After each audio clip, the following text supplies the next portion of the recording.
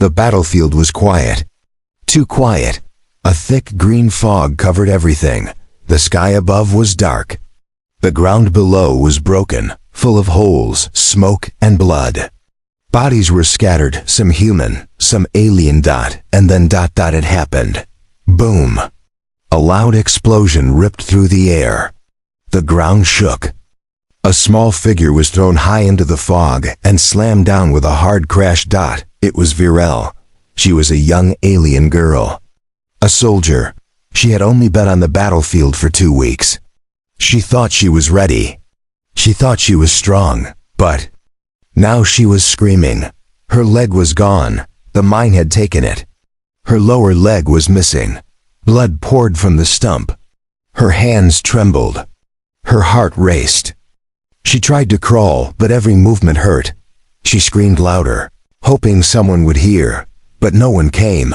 Her own people, the alien army, had moved on. They didn't stop. They didn't even look back. To them, she was just one more broken soldier, Virel cried, tears mixing with the dust on her face. She wasn't just in pain, she was afraid. Left behind, forgotten. Suddenly she heard footsteps. Heavy boots crunched through the mud. A shadow appeared through the fog. Not alien, human. Virel's breath stopped. Her body froze.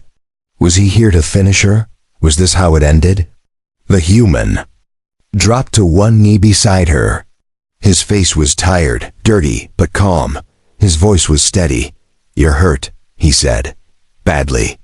Virel couldn't speak. Her mouth was dry. Her eyes were wide. The human opened a bag and pulled out tools, small machines, tubes, bandages. He worked fast. His hands moved like he had done this 1,000 times before. Virel whispered, "Why are you helping me?" The human looked at her. "Because you're bleeding to death. But I'm your enemy," she said, barely able to keep her eyes open. "Not right now," he replied. "Right now you're just someone who needs help." He cleaned the wound, sprayed a freezing mist to numb the pain, then sealed the bleeding with a fast-hardening gel. He wrapped it tight. She winced, then passed out. When Virel woke up, the fog was still there. But now she was warm. She was lying on a blanket. A heat lamp glowed near her. The pain in her leg was still there, but it was no longer sharp. The human sat nearby, checking a device. "You're awake," he said. "Good. I thought you might not make it." Virel blinked. "Who are you?" "Kyle," he said. "Field medic, human side." Virel looked around. They were inside a broken bunker.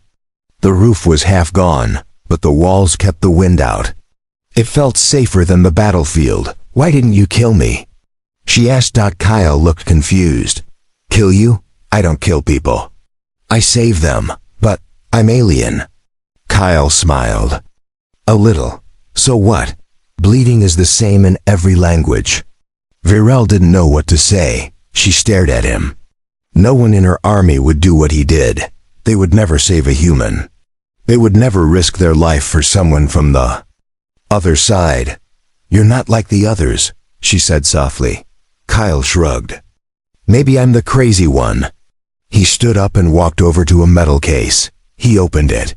Inside was a silver leg, shiny, smooth, and made of synthetic parts. "I have one synthetic leg left," he said.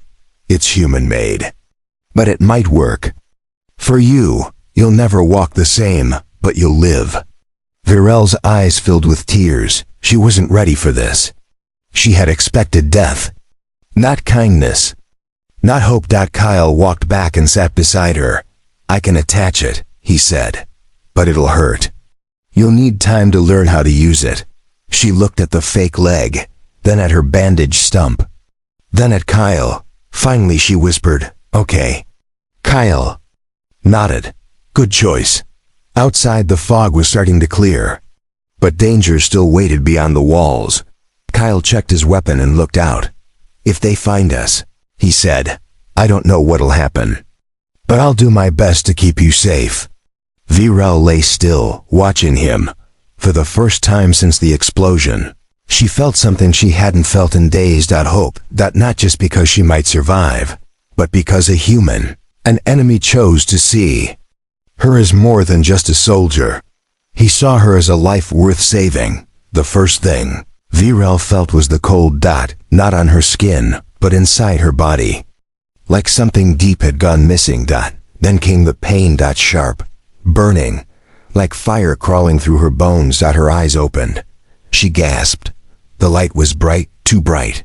Her vision was blurry. For a second, she thought she had died. Then she heard a voice.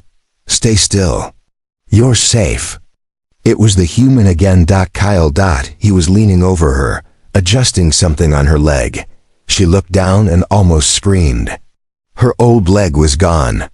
In its place was metal silver, smooth, with wires and clamps. Her heart pounded. She panicked. "What is this?" Kyle stepped back, hands raised. "It's your new leg. I had to attach it while you were out." "I didn't say." She stopped. Her mouth was dry. Her head hurt. "You did," Kyle said gently. "You said okay. You passed out after. I took it as a yes." Virel looked at the leg again. It didn't feel real. It didn't even feel like it was part of her. She tried to move it and screamed. Kyle rushed forward. "Easy, don't move yet. The nerves are still connecting. That pain means it's working." Virel clenched her jaw. Her body shook. She was sweating. "I hate this," she whispered. "I know," Kyle said. He placed a cold cloth on her forehead. "But you'll get through it." "Why are you doing this?" she asked. Her voice was low and broken. "Why not just leave me to die?" Kyle didn't answer right away. He walked over to a small table, grabbed a flask and poured her some water. He brought it back and helped her drink. Then he said, "I once treated a child on my side. Her leg was gone too. I saved her." Virel looked at him. "Was she your daughter?" He shook his head. "No, just another life. Like yours." "But I'm not your kind," she said. Kyle looked her in the eyes. Pain doesn't care about kind. That made her stop. No one had ever said something like that to her before. Hours passed. Virel dozed in and out of sleep. Kyle stayed close, checking her vitals, adjusting the metal leg, making sure she didn't get a fever again. At one point, she woke and saw him bandaging his own arm. "You're hurt," she said, surprised. Kyle looked at the cut. "Small injury. I'll live. You should rest," he smiled. "You sound like me now." For a moment, she almost smiled too. Almost. That night, it rained. The sound of water hitting the bunker roof was soft but steady. It reminded Virel of home. Before the war, before the army, before everything went wrong. Kyle lit a small lamp and pulled out a tiny screen. It showed old pictures of Earth. Trees, dogs, a lake, kids laughing. "What's that?" she asked. "Home," he said. "Before I came here." Virel stared at the screen. "Looks peaceful." "It was," Kyle said. "I hope it still is." They sat in silence. Then Virel whispered, "I never knew humans could be like this." "Like what?" "Kind, soft, not just angry warriors." Kyle chuckled.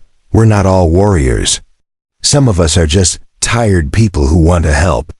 She looked at him again, not as an enemy, not even as a soldier, but as a person. The next morning, Kyle gently tapped her shoulder.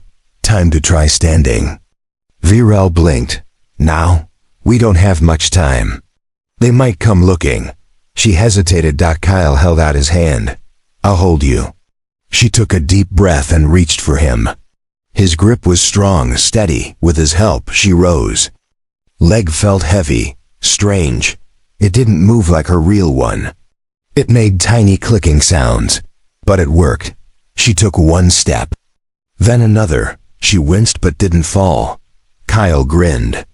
"See? You're stronger than you think." Virel looked at him. And for the first time since the mine exploded beneath her, she believed him. The sky was falling, not rain, not wind, but fire. A second battlefield had begun in the skies above. Ships were burning. Escape pods crashing. Screams echoed as explosions painted the clouds red. Kyle ran through the wreckage, carrying Varel in. His arms, her synthetic leg was not ready yet. Her body was weak. Her eyes barely stayed open. But she could still hear the sound of war and the human heartbeat against her ear. "Where are we going?" she whispered. "Someplace safe," Kyle said. "If it still exists."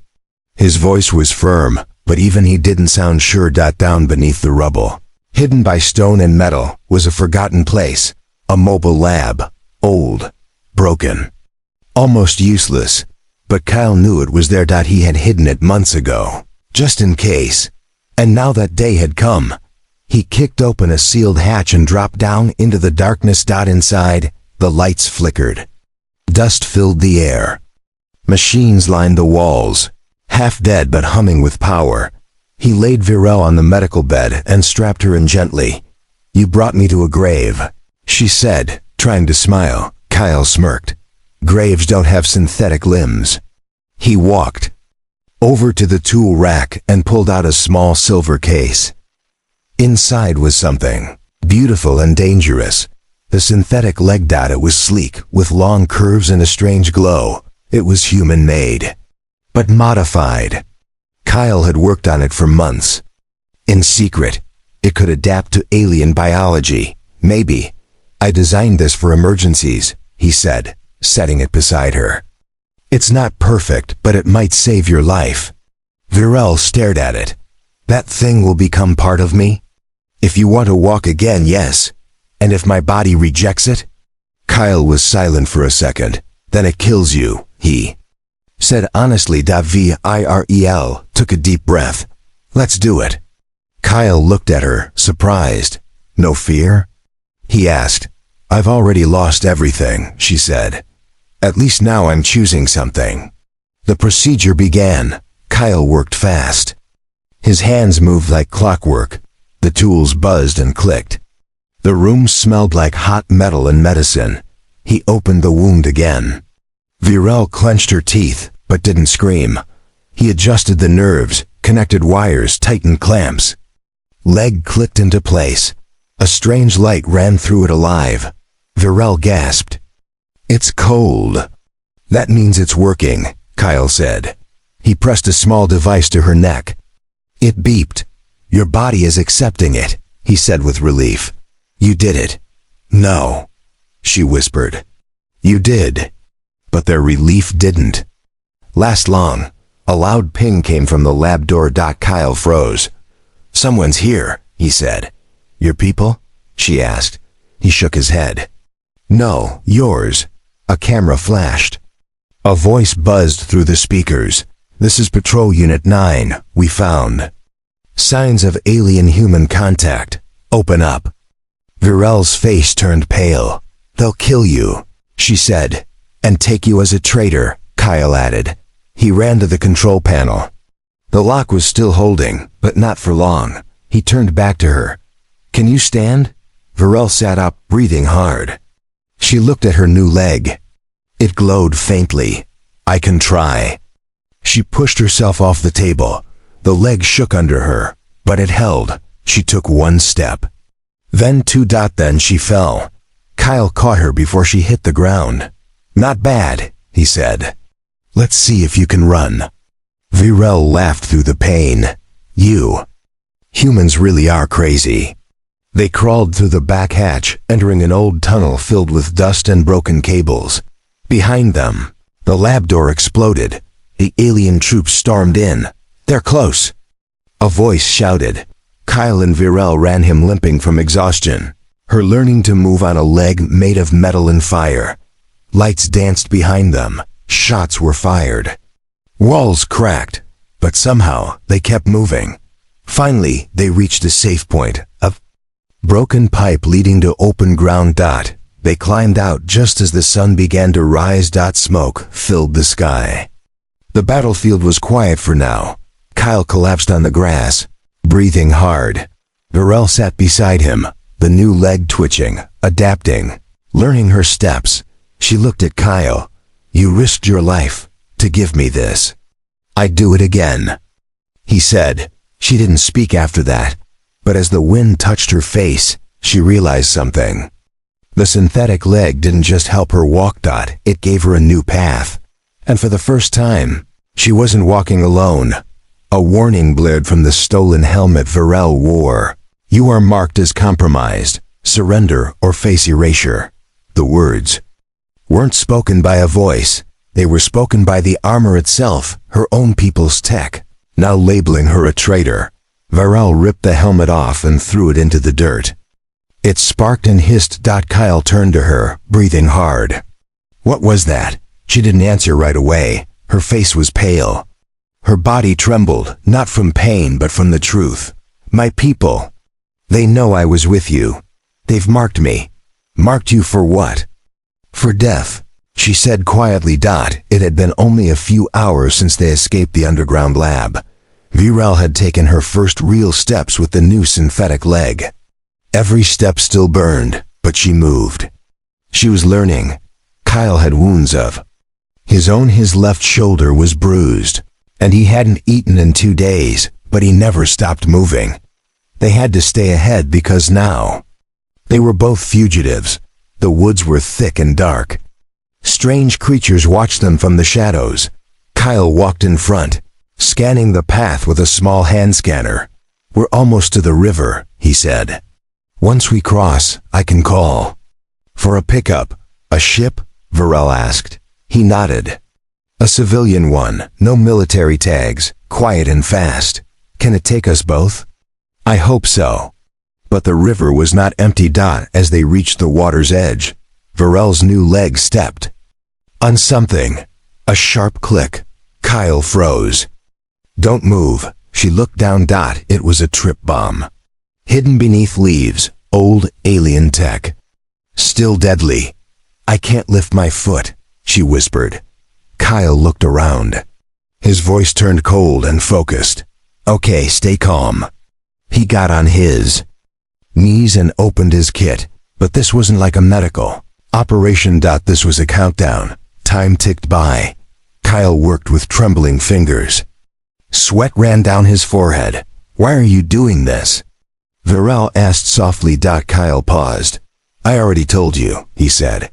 No, I mean really, you could have walked away. You didn't have to fix my leg. You didn't have to carry me through hell. Kyle glanced up. I had a brother, he said. He was captured by your side, wounded. They left him behind. I'm sorry, she said. I don't want revenge, he replied. I just want to do better than they did. He pulled a final wire and slowly lifted her foot. Click. Nothing exploded. The bomb was disarmed. Kyle exhaled. Let's get out of here. They crossed the river on foot, soaking wet and freezing. On the other side, Kyle activated a small beacon. It beeped once, then twice. No response yet, he said. How long will it take? Too long if they find us first. Suddenly, Varel's ears twitched. She heard something. A low hum in the air getting closer. Then she saw it. A small alien scout drone. It hovered above the trees, scanning. It's one of theirs, she hissed. Kyle grabbed her hand. Run! They sprinted into the trees. Branches cut their skin. Leaves whipped their faces. The drone followed, recording everything. Then a message came through.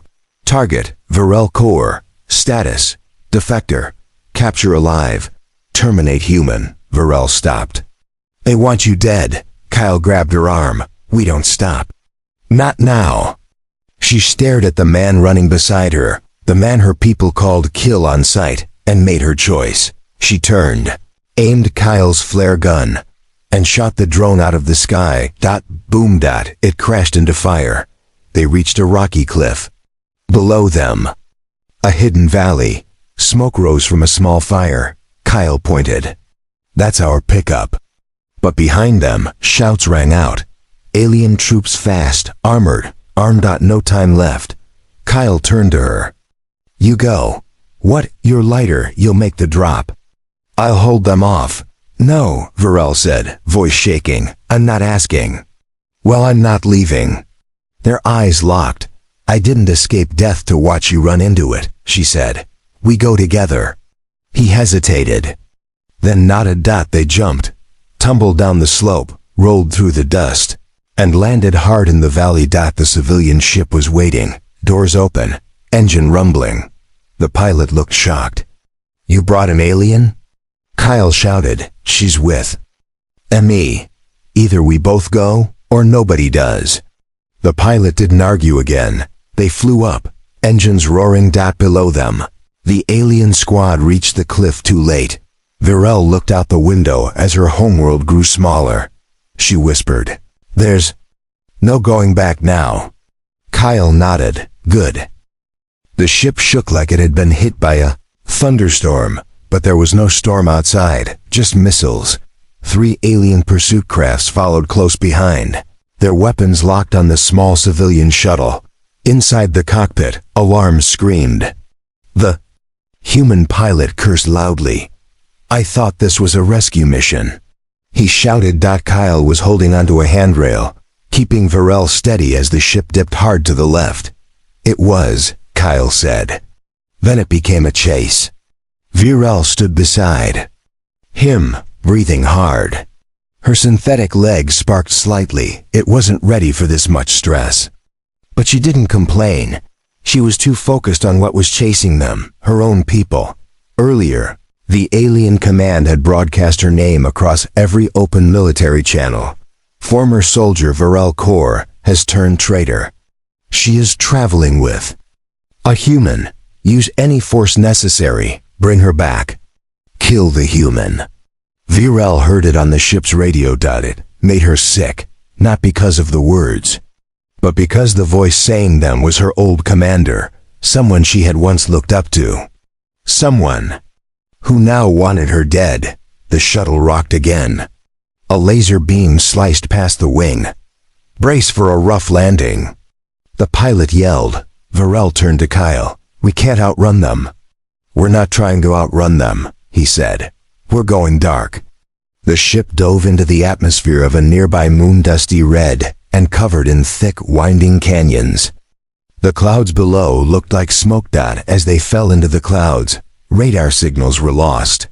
The alien ships couldn't track them anymore, but the price was steep. Crash! The shuttle hit the ground hard, sliding across red sand and jagged rocks. Sparks flew. The engines died when the dust settled. Silence. Varel coughed and opened her eyes. They were alive. Barely. Kyle helped her out of the ship. The pilot was unconscious. Maybe worse. Virel looked around. The moon was silent, empty, dead, but peaceful. For now.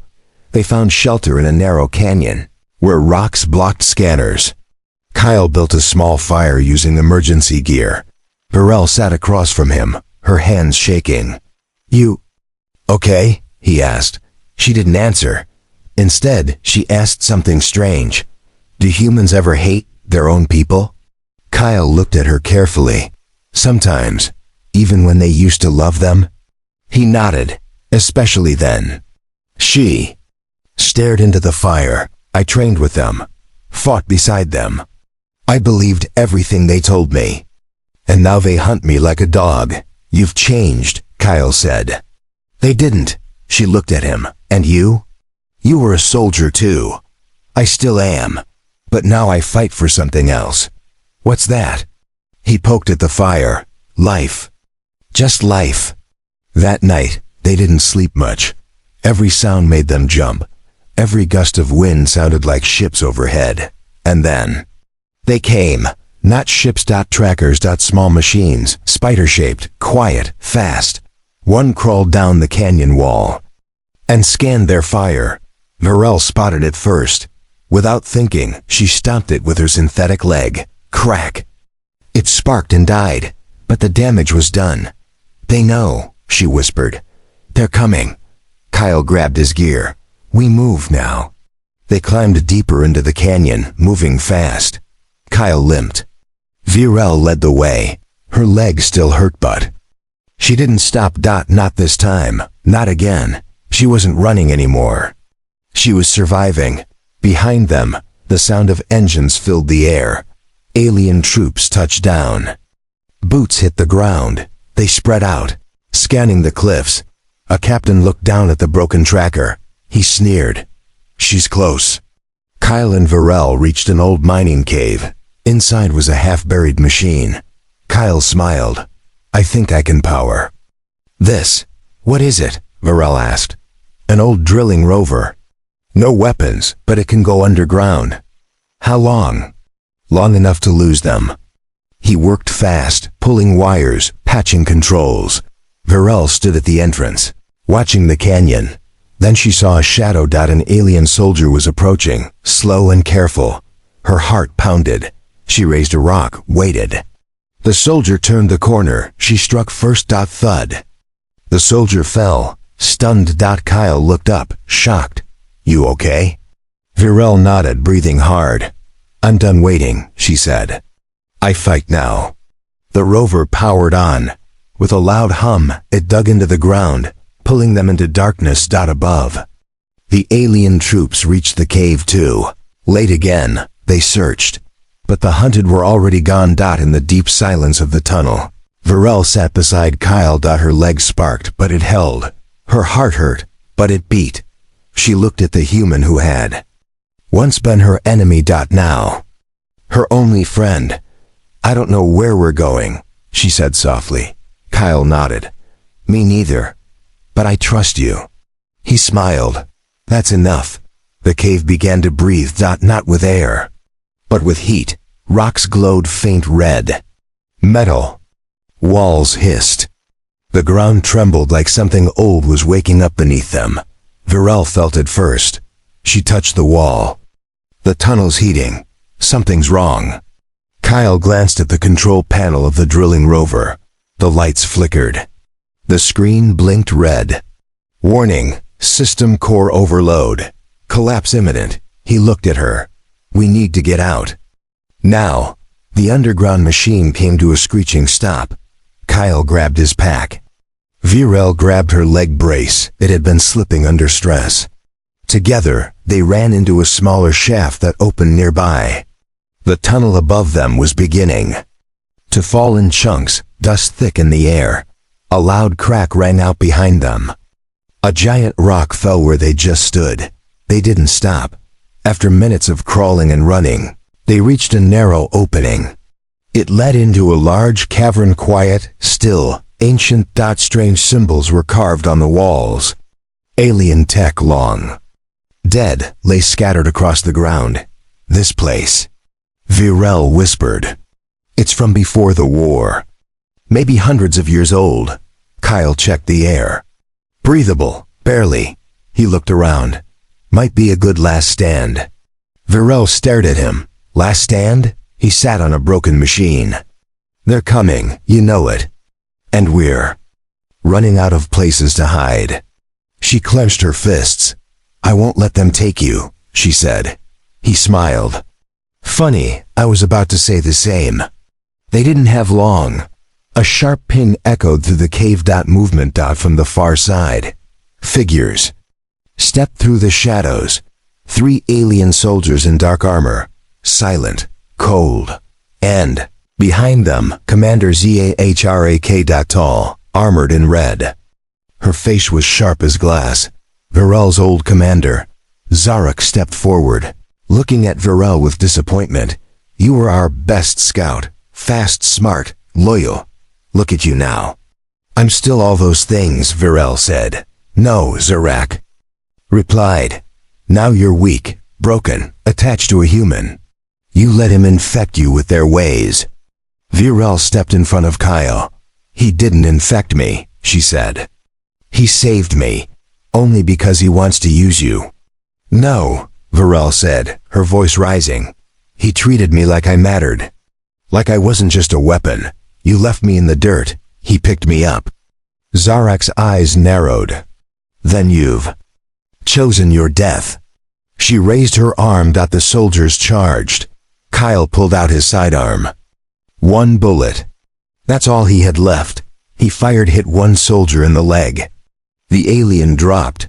Virel leapt forward, her synthetic leg powering a high-speed kick into another soldier's chest. Armor cracked. The last soldier swung a blade at her. She ducked, rolled, and used a broken metal rod to knock the weapon aside. Zarek moved in. Fast. Too fast. She hit Kyle in the stomach, sending him crashing into the wall. No! Virel screamed. She lunged at her old commander. Metal leg versus red armor. Their blades clashed. Sparks flew. Zarek grabbed Virel by the throat. "You're nothing without your unit," she hissed. "I have a unit," Virel said, choking. "It's one person, and he's better than all of you." She raised her leg and slammed it into Zarek's chest full force. The synthetic core surged with light. Crack! Zarek flew back and hit the ground hard. Kyle coughed and sat up. "Nice hit." He groaned. Virel stumbled toward him. "You okay?" "Mostly." Zarek rose slowly, blood on her lips. "This isn't over," she said. She pressed a button on her chest. A red light blinked. A self-destruct countdown. "She's going to blow the cave," Kyle said. Virel looked at him, then at Zarek, then made her choice. She sprinted at the commander, grabbed her, dragged her into the deep part of the cavern. "No!" Kyle shouted. Virel looked back one last time. "I'm not dying a traitor," she said. "I'm ending this." And with that, she vanished into the darkness, holding Zarek tight. Boom! The cave exploded, rocks fell, the ceiling collapsed. Kyle was thrown backwards into a wall and blacked out. When he woke, everything was silent. Dust filled the air. He crawled out of the rubble, coughing. There was no sign of Virel, just her broken leg brace lying in the dirt. He picked it up, held it tight. And for the first time in years, he cried. The message arrived as a whisper in static. Kyle was sitting alone on the edge of a space station platform, watching the stars drift by like slow tears. His arm was in a brace. His ribs still hurt, and in his hand, he held the broken leg brace. Virel's leg brace. He hadn't spoken to anyone in days. Until the old unit on his wrist, one he had stopped wearing, crackled to life. "If you can hear this, I'm still alive." Kyle froze. The voice was broken, quiet, full of static, but he knew it. It was Virel. She had vanished in fire, in stone and dust. Everyone said she died a hero or a traitor, depending on who you asked. But now, her voice was coming through space itself. "I escaped the cave. Barely. I found an old pod. I couldn't send a full signal, just this echo. I don't know where I am, but I'm trying to get home." Kyle stood up, gripping the rail. His voice cracked as he whispered, "You are home." 2 weeks later, the ship docked in silence. It was small, burned, scratched. A single person stepped off. She wore a long gray coat, one arm in a sling, hair dirty, face thinner, but her eyes were still Virel's, and she had both legs. One was metal shining in the station lights. Kyle stood at the end of the walkway, frozen. He didn't say anything, neither did she. They just stared. Then, slowly, she walked toward him. Her leg clicked softly. When she stopped in front of him, she looked down at the old brace in his hand. "You kept it?" Kyle nodded. "You saved me," he said. "No," she replied. "We saved each other." News spread across human and alien space. An alien soldier marked for death survived because a human refused to hate her. A human medic risked his life for someone no one else would save. Together, they proved something bigger than war. They proved that kindness wasn't weakness, that loyalty could exist between enemies, that hope could grow in the dirt of old hatred. They stayed on the station for a while. Together, Kyle took a job teaching emergency medicine. Virel learned how to use her leg better, faster, stronger. Sometimes, they walked the outer edge of the station where the stars were closest. "You know," Kyle said once, "if someone had told me I'd be walking with an alien girl I pulled off a battlefield, I'd have called them crazy. Varel smiled. And if someone told me a human would become my family, I would have reported them to security. They laughed for the first time. Really laughed. Months passed. Peace talks began between the two sides. Slow, tense. But different this time.